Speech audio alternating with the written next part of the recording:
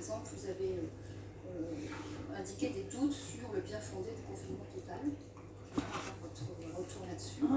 Deuxièmement, votre position face à la gravité de la crise et l'évolution de l'épidémie a été amenée à évoluer finalement la crise vous aussi, puisque dans un entretien à BFM le 30 avril, vous estimiez très peu probable l'hypothèse d'une seconde vague. Vous êtes revenu sur votre analyse du 19 juin. Pour quelles raisons votre appréciation a évolué sur ce retour éventuel d'une épidémie?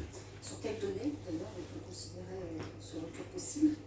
Et enfin, d'une manière plus générale, le continu de cette gestion de crise.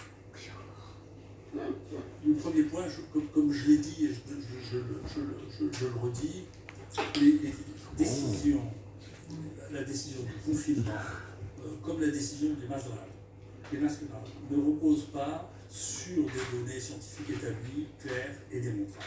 Ça ne sera jamais démontré. D'ailleurs, il y a des études qui sortent maintenant qui disent écoutez, ça marche mieux quand on confine, ça marche mieux quand on ne confine pas. Il y a un point sur lequel je suis assez convaincu, je pense que les rassemblements dans des situations telles que celle-là sont déraisonnables.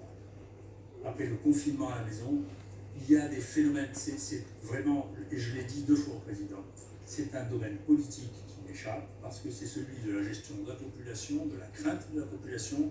Est-ce que c'est plus grave d'être terrifié, de partir, d'avoir les 2 tiers des gens qui partent des villes? Est-ce que c'est... Donc c'est une gestion politique sur laquelle je me suis interdit d'avoir...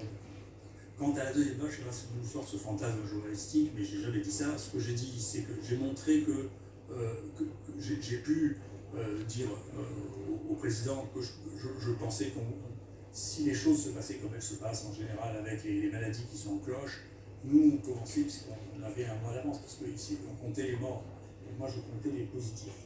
Donc on voyait qu'on avait passé le sommet de la courbe, et qu'on était en train de redescendre, et qu'on pouvait voir où est-ce que la courbe allait s'arrêter, qu'elle allait s'arrêter. Il savait mieux que...